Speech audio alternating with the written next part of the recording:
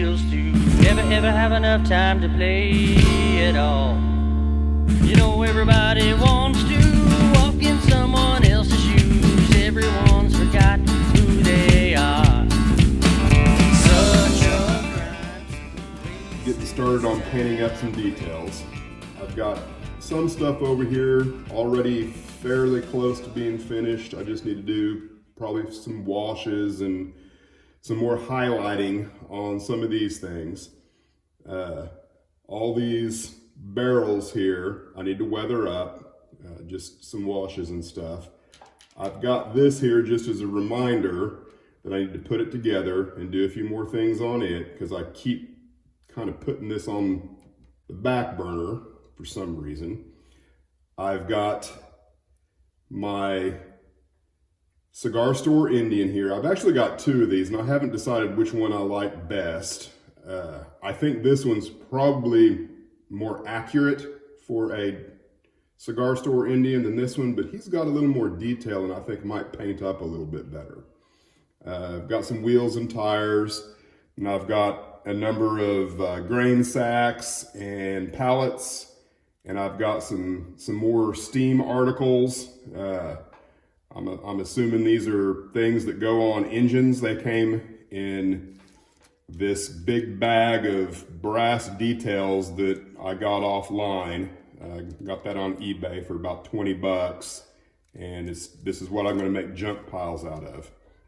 But what I'm itching to do more than anything else is paint up this tank.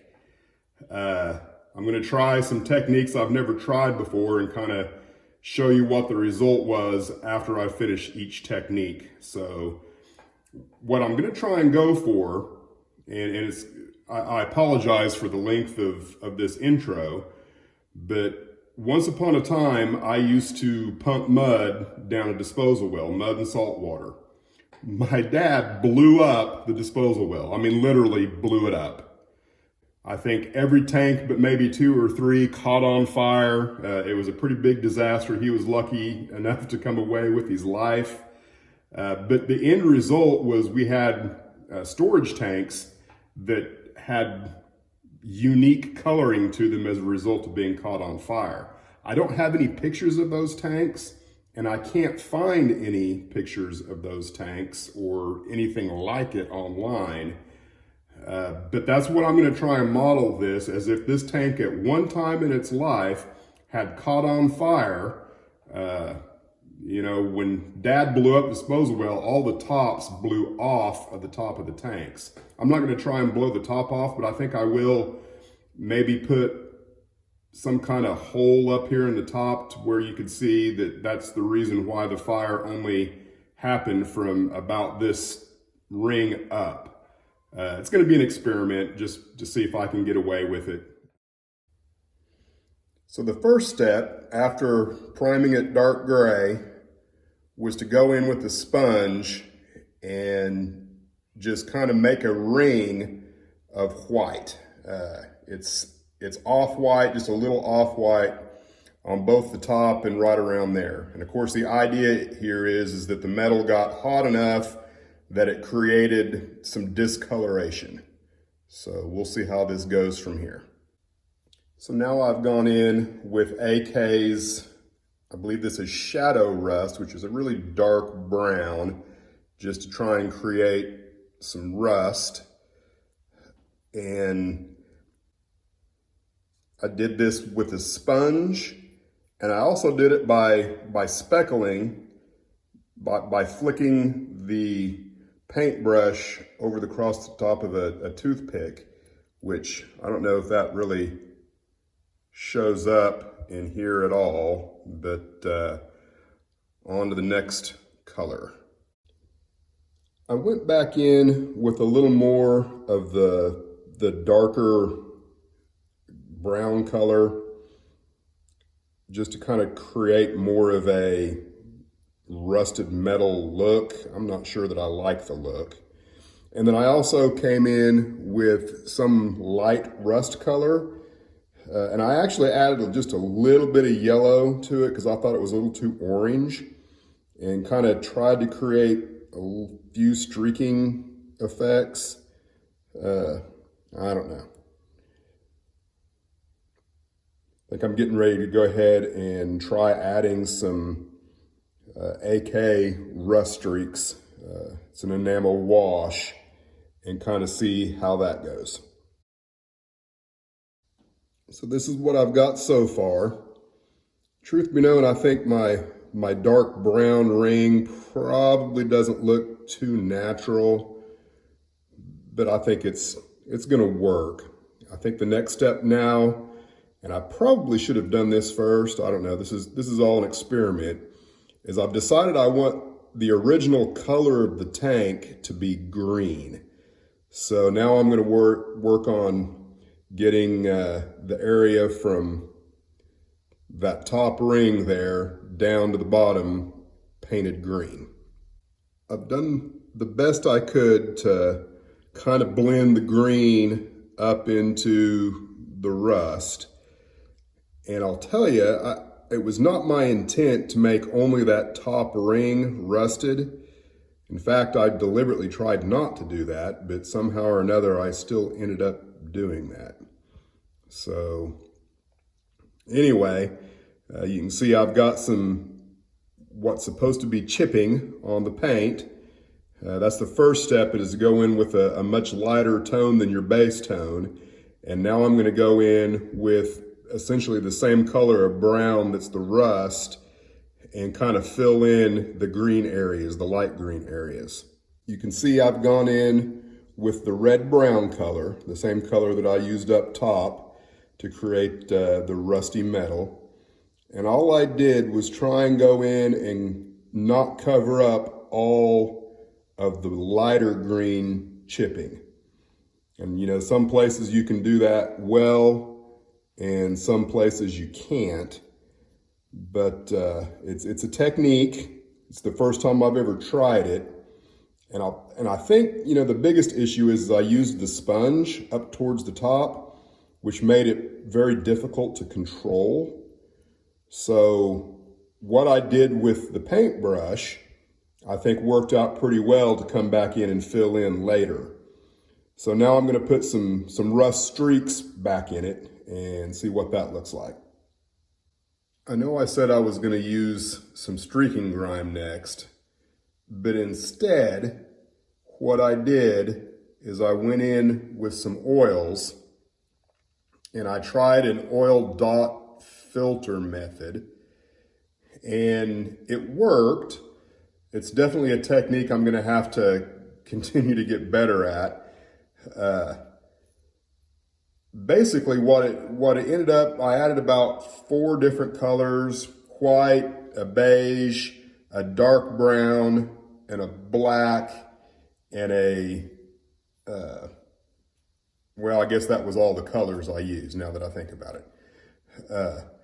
And it ended up, once they all kind of mixed together on the tank here, is it ended up being kind of a light brown dust over the whole thing. And I think it worked out okay. It kind of blended everything together.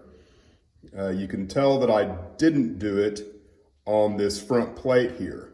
I did not run any of that filter over the top of it. And it definitely pops out as being a little different color than the rest of the tank. I'm gonna let this dry overnight before I do anything else to it. I've gone back in and made some rust streaks. I think you can kind of see that in there underneath that middle ring there. I'm gonna call it good. I think this particular tank has taken somewhere around 8 minutes of video time. You're probably sick of seeing it, and I'm ready to get on to something else. I'm gonna call it good. Decided not to try and add any extra plumbing like I had thought I would originally.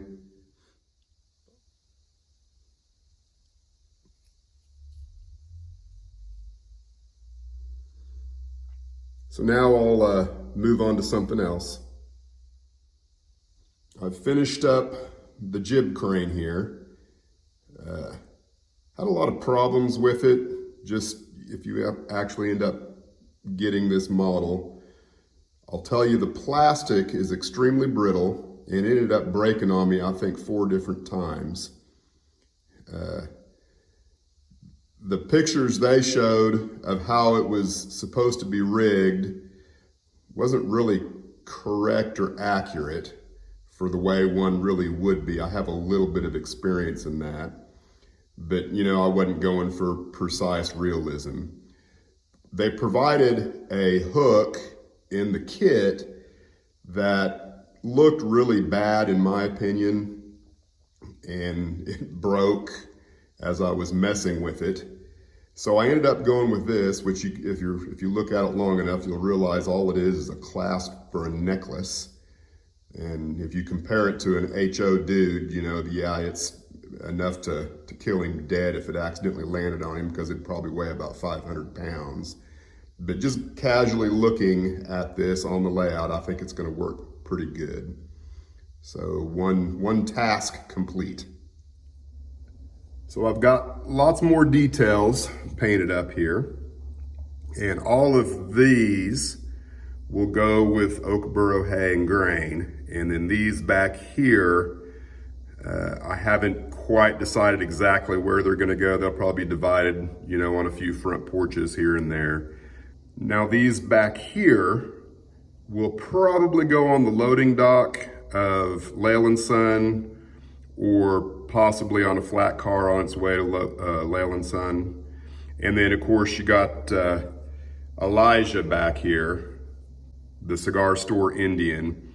He's not 100% complete yet. I think I'm gonna try and do a wash, and you can't see it, and it's probably just a waste of time, but he does have wood grain associated with him.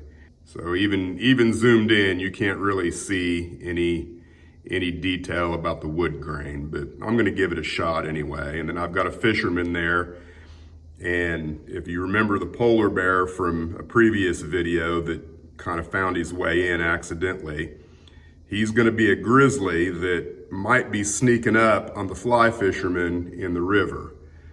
Unfortunately, the grizzly that got printed, my brother-in-law printed him for me, I think we misjudged the size of him, and I think he's half again too big to really make sense. So I need to print another one, and we'll see where we go from there.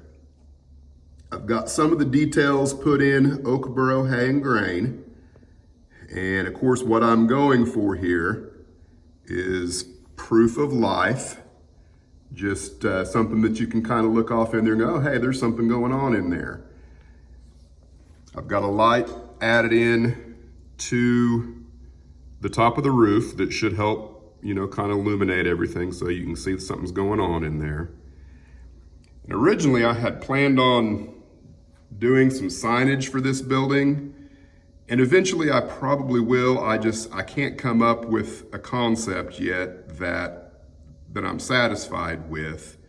So I'm gonna go ahead and continue to leave no signs on it and call it good for a while and just move on to something else, because I'm just racking my brain and I'm not satisfied with any of my puny ideas. Been playing around with the placement of some other items in and around the building. I think I've got something that's gonna work. I've got the rest of the junk rusted up. Now most of this stuff is, or probably all of it, is gonna go in and around Leyland Son, because it's pretty distinguishable as train items, locomotive, steam locomotive things. So I'm gonna kind of spread them around here and there and kind of add to the junk that's already there. I couldn't leave well enough alone. I ended up putting somewhat of an interior inside of the building. I didn't like seeing all the way through, so I had some stuff laying around. I didn't go to any great extent to do anything. The concept, of course, is just to develop some kind of proof of life in the building and make it to where you can't see all the way through from one window to the back door. I had a family reunion here a couple of weeks ago, and I had several family members come over and take a look at the railroad. And Amos's Hardware, or Amos's general store, has a highly detailed interior in it, and I don't think a single person noticed it. So unless you happen to be a model railroader and happen to be in the panhandle of Oklahoma, you will probably never, I won't say you, but I probably went to a lot of work for no particular reason, but I guess that's my nature. So I'm on to the next big thing, which is a coal belt conveyor for bucket coal. So stand by and I'll get started on that. I've got the old time coal conveyor put together and primed. Probably not my best effort, but it's gonna work. You can see it's kind of crooked and wobbly. Right now I'm just trying to decide what color to paint it. Thinking about going with green. I might do some research and see if there's a complementary color to go with kind of the dark brick red I have with bucket coal. So I guess we'll just see what happens. So you can see I went with a dark olive green. It's pretty much identical to the color that it comes in on the sprue. I tried to do some research on this type of conveyor, but it was pretty difficult. If you can even find anything like this or similar to it, you know, that actually existed when it existed. The pictures are black and white, so you really have no idea what color it was. But so I decided to go with the dark green, primarily because it matches the color of green that the truck is. And so therefore, I don't know, maybe DeWitt's and Bucket Coal just decided to paint their equipment green. I don't know. So I've gone in and made some paint chips. That's step one after the base coat for me generally. And I will go in with some chipping color and try and make some exposed metal on top of the green. I've gone back over the light green with AK's chipping color, which is kind of a dark brown color. And I went ahead and thought I would add some contrast on the belt covers and try and make them white. I also used a spattering technique where you flick wet paint off the end of a toothpick with your brush and kind of create some spatters. I did that both with the light green and the chipping color. I think the next thing I'm gonna do is go ahead and try and do some washes with light rust and darker rust streaks, and we'll see what that looks like. So it's finished, or at least as finished as it's ever gonna be with me. And you can see I've gone in here. I tried not to overwash the top of the white. I just wanted just a little bit of that rust color to seep in at the edges. And, you know, I kind of streaked back and forth through here with different rust effects with the AK items. And the last thing I did is I went in with a pencil and kind of went across the top of the edges of where, you know, exposed metal might be, and just kind of give it a little bit of a sheen, which I've already put underneath the layout, and it was kind of a wasted effort because I couldn't see any of it from how far you will normally be when you view it, but I guess I feel better about it. So I'm finished with this, and I got a couple more things I'm gonna discuss here before we call it quits for the video. So moving forward with the channel, I've got multiple different projects that I'm gonna be working on besides staging. I've got a lot of fast tracks, switches I need to build. That's gonna take some time, and I'm not gonna bore you with video of me attempting to solder and put together hand-laid track or switches. So one of the things that I've got going on is a brass steam engine, an HO 280 locomotive that needs paint and DCC put in. I actually started that project probably over a year ago, and it kind of stalled out because I wanted to continue working and complete the time saver. And now that the time saver is complete, I kind of want to move back to that at the same time that I'm also working on staging. So if I'm going to do a brass engine to the level that I want it done at, it means that I'm going to have to get better with an airbrush. So what better way to enhance your skills with an airbrush than to do some plastic models first? If you're interested in watching and or seeing how these two projects go, let me know in the comment section. I realize that it might not be for everyone. I haven't decided whether or not I even want to, but if I get a bunch of people saying, yeah, let's show us at least the big boys, see how that turns out.